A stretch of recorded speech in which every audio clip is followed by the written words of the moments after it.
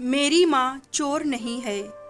पत्नी बार बार माँ पर इल्जाम लगा रही थी और पति बार बार उसे खामोश रहने को बोल रहा था, लेकिन पत्नी चुप होने का नाम नहीं ले रही थी।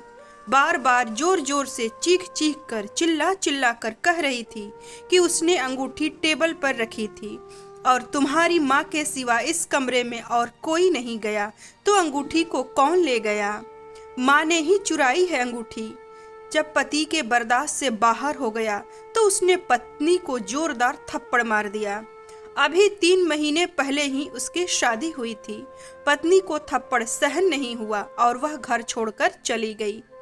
जाते जाते पति से एक सवाल पूछा कि तुम्हें अपनी माँ पर इतना भरोसा क्यों है? उस समय पति ने जो उत्तर दिया उसे सुनकर दरवाजे के पीछे खड़ी माँ का दिल भर आया। पति ने अपनी पत्नी को बताया कि जब वह छोटा था तब उसके पिताजी चल बसे। उसकी माँ मोहल्ले के घरों में झाड़ू पोछा लगा लगा कर कमाती थी। उससे सिर्फ एक वक्त का खाना ही आता था।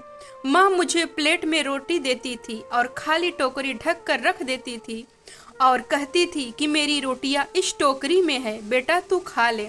और मैं भी हमेशा आधी रोटी खाकर कह देता था कि माँ मेरा पेट भर गया, मुझे और नहीं खाना है।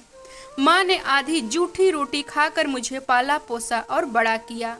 आज मैं 2 रोटी कमाने के काबिल हो गया हूँ, लेकिन यह कैसे भूल सकता हूँ कि जिस माँ ने अपने उम्र के उस हिस्से में अपनी ख्वाहिशों को मारा, वह माँ आज उम्र के इस दौर में कैसे अंगूठी की भूखी होगी।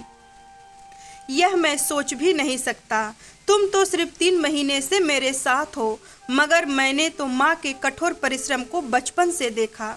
यह सुनते ही माँ की आंखों से आंसू छलक आए। वह समझ नहीं पा रही थी कि बेटा उसकी आधी रोटी का कर्ज चुका रहा है या वह अपने बेटे की आधी रोटी का कर्ज चुका रही है। माँ और बेटे की अनोखी कहानी बहुत ही खूबसूरत है। दुनिया की कोई भी माँ गलत नहीं होती, बस वह हालातों के आगे मजबूर होती है।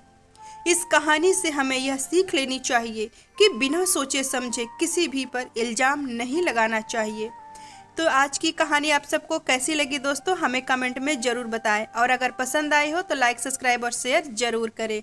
कहानी सुनने के लिए बहुत बहुत धन्यवाद।